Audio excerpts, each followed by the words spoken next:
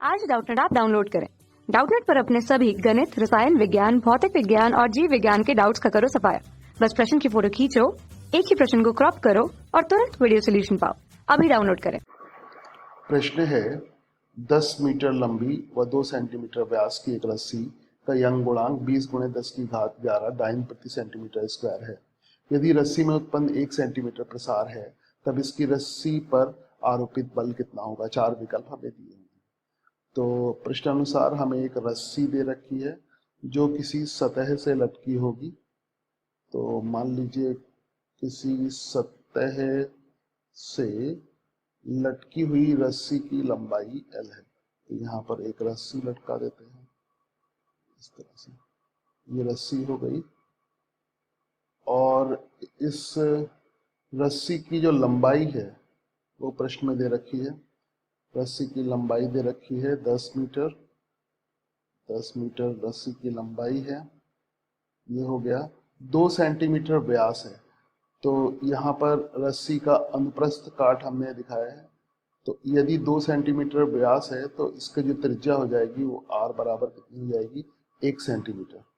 तो व्यास 2 सेंटीमीटर है तो त्रिज्या 1 सेंटीमीटर हो जाएगी, 1 सेंटीमीटर हो जाएगी।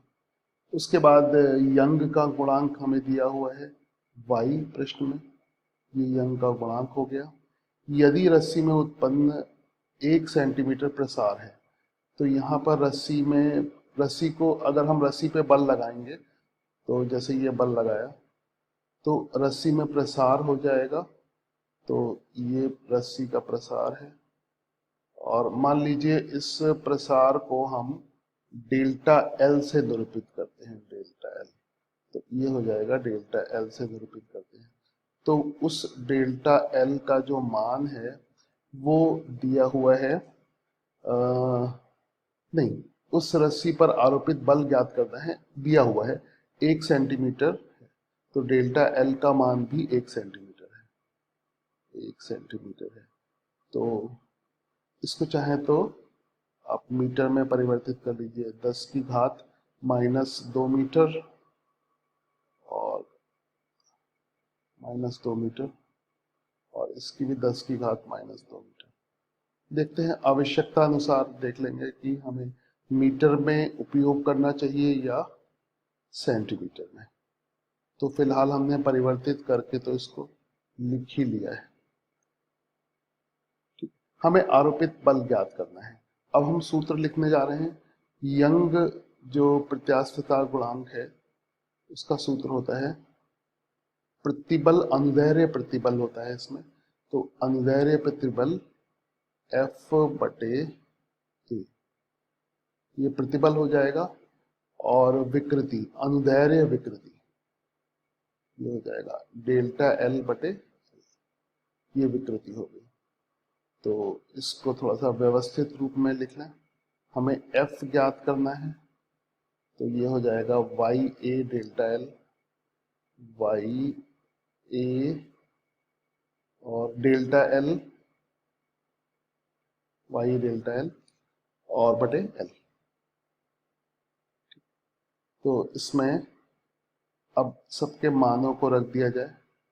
F, यहाँ से y का जो मान है वो प्रश्न में दे रखा है 20 × 10⁻11, यानी 2 × 10⁻12, और यहाँ पर ये डाइन प्रति सेंटीमीटर स्क्वायर में है।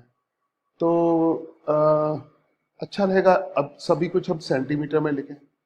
तो हमें अगर हम इसको डाइन प्रति सेंटीमीटर स्क्वायर में लिख रहे हैं तो बाकी सब भी सेंटीमीटर स्क्वायर में लिखेंगे। तो y का जो मान लिख लें, हाँ कितना आया था, 2 × 10⁻12। तो ये आएगा 2 × 10⁻12 डाइन प्रति सेंटीमीटर स्क्वायर। डाइन सीजीएस पद्धति में बल की इकाई होती है। ये हो गया। अब हम a को भी त्रिज्या दे रखी है ना, तो a को भी उसी पद्धति में, सीजीएस पद्धति में लिख लेते हैं। तो a कितना हो जाएगा, πr², यानी πr², पाई r का स्क्वायर। r कितना हो जाएगा, 1 सेंटीमीटर। तो यहाँ पर लिख लें 1 सेंटीमीटर का वर्ग। ये हमने पाई आर स्क्वायर लगा दिया। यहाँ पे चाहे तो आप बड़ा वाला ब्रैकेट लगा दीजिए, थोड़ा सा आसानी रहेगी।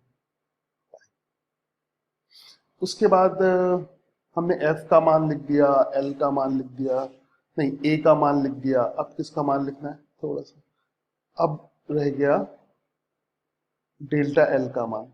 डेल्टा l का मान तो कितना दिया हुआ है? 1 सेंटीमीटर, है ना, ऊपर ही दिया हुआ है।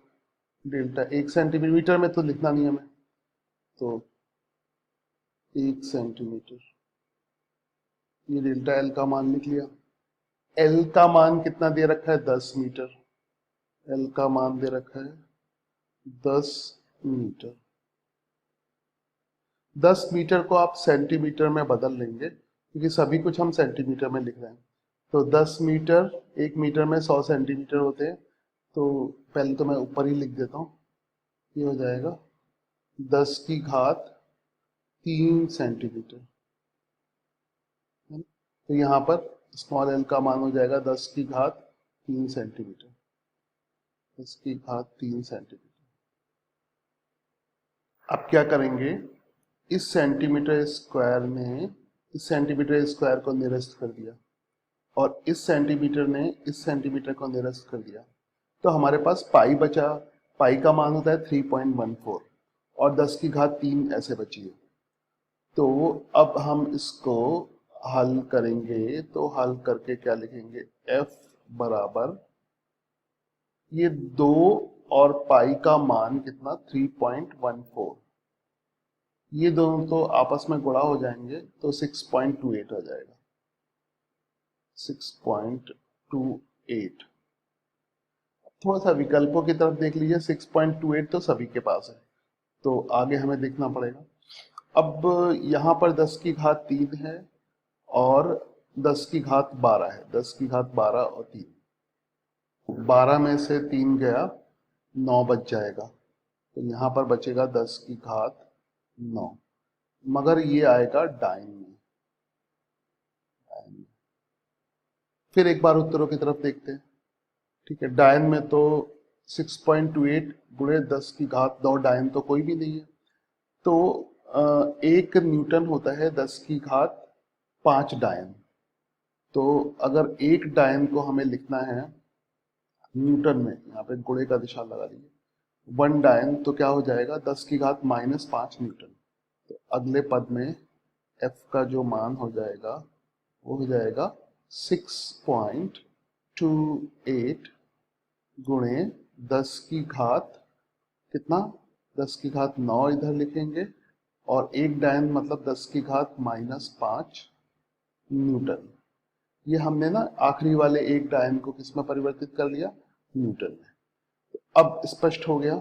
ये प्रक्रिया के बाद जो अंतिम उत्तर मिलेगा हमें वो होगा f बराबर 6.28 गुणे 10 की घात 4 न्यूटन।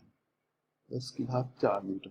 और अगर विकल्पों को देखें तो बी विकल्प यही है। तो बी विकल्प है 6.2 इंटू, और यही इस प्रश्न का उत्तर है। तो यही f बराबर 6.28 इंटू 10 की घात 4 न्यूटन इस प्रश्न का उत्तर। कक्षा 6 से 12वीं से लेकर नीट, IIT, JEE वो एडवांस के लेवल तक 1 करोड़ से ज्यादा छात्रों का भरोसा। आज ही डाउनलोड करें डाउटनेट ऐप या व्हाट्सएप करें अपने सारे डाउट्स 8400 400 400 पर।